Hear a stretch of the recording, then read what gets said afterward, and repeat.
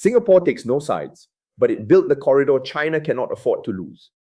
How does a tiny island state, famous for its ironclad insistence on neutrality, quietly help engineer China's most strategic wartime supply bypass? For 5 decades, Singapore has meticulously cultivated a reputation as Southeast Asia's ultimate diplomatic chameleon, useful to all, beholden to none. It is a brilliant balancing act, one that has defined how the entire region manages power. Yet beneath the choreography, another story is taking shape, written in heavy concrete and deep water steel. It is a story that links the high-stakes chess game of the Taiwan Strait directly to a new trade corridor winding deep into the Chinese heartland. In May 2026, during a visit to Guangxi that ran from May 18th to 22nd, Senior Minister Lee Hsien Loong visited the headquarters of the Beibu Gulf International Port Group in Nanning. Officially, the delegation was there to discuss regional cooperation and the deep economic ties that bind Singapore to China's southern gateway. The air in the briefing room was thick with the polite, structured cadence of bilateral diplomacy.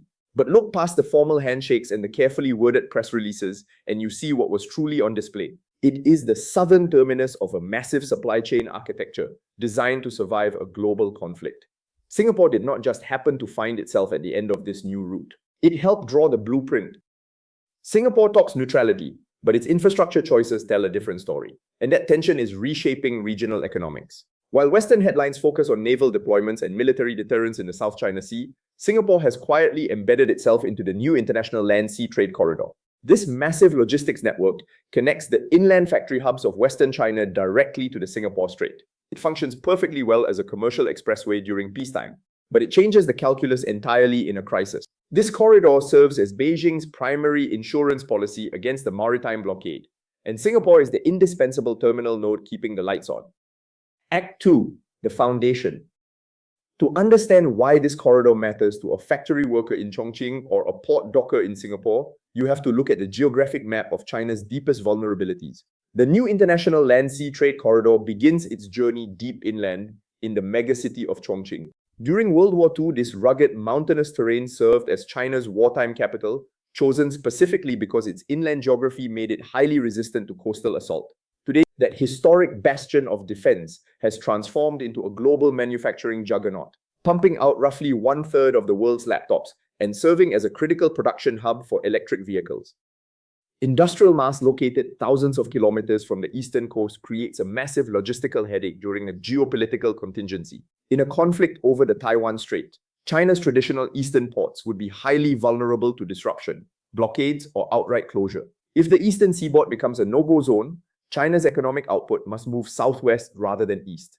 This is where the trade corridor rewrites the rules. In peacetime, the system is a marvel of commercial efficiency.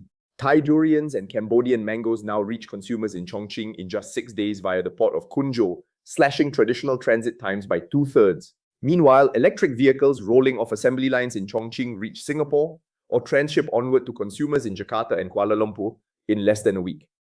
The numbers tell you why Beijing smiles at that port. The corridor's throughput reached 1.42 million standard shipping containers in 2025. That is an explosive 50% year-on-year growth rate since its pilot phase back in 2017. 1.42 million standard shipping containers. Picture a line of trucks wrapped around Singapore 3 times over. That is not a test run. That is a statement. Down at the coast, the combined ports of the Beibu Gulf handled around 10 million standard shipping containers in 2025, a new record for the cluster.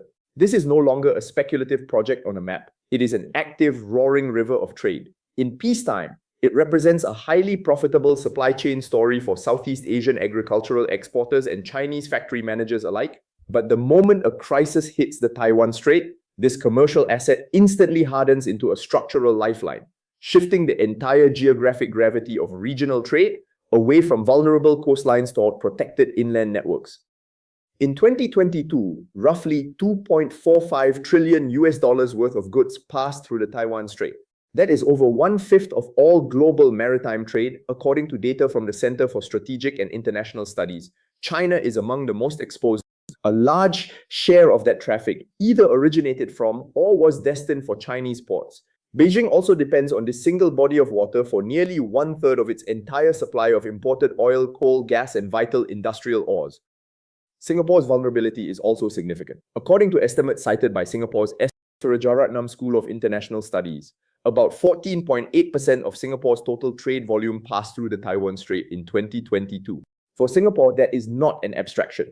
It is the difference between supermarket shelves restocking on schedule and the kind of supply shock that pushes up the price of everything from cooking oil to construction steel. If those waters close, both economies face immediate severe disruption. This shared vulnerability explains the strategic urgency behind China's latest engineering masterpiece, the Pinglu Canal, stretching about 134 kilometers and costing roughly $10.2 billion. This colossal waterway is racing toward its scheduled completion before the end of 2026. The canal shortens the route between inland Guangxi and the sea by up to 560 kilometers compared with the traditional path via Guangzhou port. That is equivalent to cutting roughly 2 days off a standard container journey before it even reaches open water. At full operational capacity, this single engineering feat is projected to save an estimated $730 million in regional logistics costs annually. Those savings do not just flow to shipping companies. They flow to the small manufacturers in Yunnan and Guangxi who currently pay a premium to move goods the long way around. But physical infrastructure is only part of the story. Think of a bill of lading as the shipping industry's master receipt, proof that goods exist and that someone owns them. Singapore is not just watching China build toward the ocean. It is positioning itself to write the rules for how those goods are tracked, verified, and cleared along the entire corridor. Through a Memorandum of Understanding on a digital new international land-sea trade corridor, signed on December 15, 2025, between Singapore's Infocom Media Development Authority, China's National Data Administration, and the Chongqing Municipal People's Government, Singapore has secured a central role in the corridor's digital architecture. The framework covers artificial intelligence, blockchain, data analytics, and digital trade policy. By positioning itself to help shape these systems, Singapore has ensured it is not just a passive harbor at the end of the line.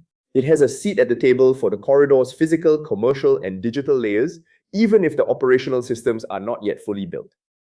Act 4. The consequence chain. This deep commercial integration creates a striking paradox when viewed alongside Singapore's military alignments. On the eastern tip of the island sits Changi Naval Base, a state-of-the-art facility capable of berthing aircraft carriers, frequently used by visiting warships from the United States and other allied navies, including nuclear-powered carriers. Under the 2015 Enhanced Defense Cooperation Agreement, which gave United States warships priority berthing, repair facilities, and overflight rights, privileges Washington does not grant most treaty allies, defense ties between Washington and Singapore deepen significantly. Security analysts routinely judge Singapore's strategic value to the United States as exceeding that of several formal treaty-bound allies. Every single week, American P-8 Poseidon maritime patrol aircraft take off from Singapore runways flying critical anti-submarine surveillance missions across the South China Sea.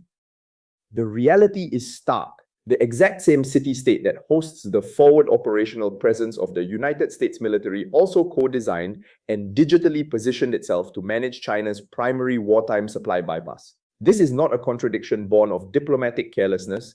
It is a calculated strategy of mutual deterrence. By making itself completely indispensable to both rival superpowers simultaneously, Singapore has constructed a position where it is simply too expensive for either side to lose. For Beijing, alienating Singapore or forcing it into an adversarial corner means losing the terminal gate of its vital supply fallback route. It compromises the ambitions of every freight operator, factory manager, and provincial government that has restructured its logistics around the corridor. For Washington, losing its security relationship with Singapore means surrendering its most critical logistics node in the South China Sea. It drops a foundational pillar of its entire Indo-Pacific strategy, leaving a gap no other regional partner is positioned to fill.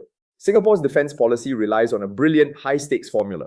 Security is achieved not by hiding from the superpowers, but by holding the keys to their most sensitive operational dependencies.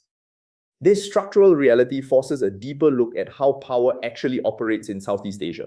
A previous analysis of regional dynamics looked at why Singapore expends so much diplomatic energy talking to every nation, concluding that its primary goal is diplomatic indispensability, gaining deep trust from rival parties who completely distrust one another. This corridor reveals the heavy infrastructure layer running directly beneath that diplomatic strategy. True neutrality in the Association of Southeast Asian Nations is never maintained solely by clever speeches, well-timed state visits, or elegant press releases. It must be physically enforced by concrete, rail lines, and digital architecture. Yet this dual strategy faces a looming question that cannot be indefinitely deferred.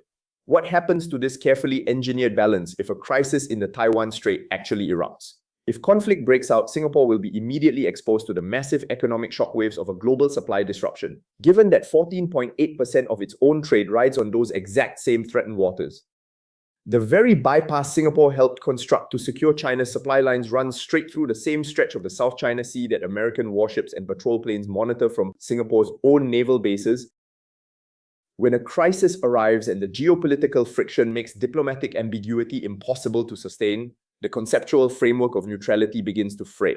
If forced to choose under the pressure of active conflict, which critical asset does the region's most sophisticated balancing state move to protect first? Is it the American security shield that guarantees its sovereignty, or the Chinese trade lifeline that anchors its economic future? The infrastructure is already built, the concrete is dry, and the clock towards the end of 2026 is ticking down. I am Hero the Hornbill, and this is the ASEAN Angle. If this episode gave you a new way of seeing the region, subscribe so you do not miss the next one. New episodes weekly, link in the description.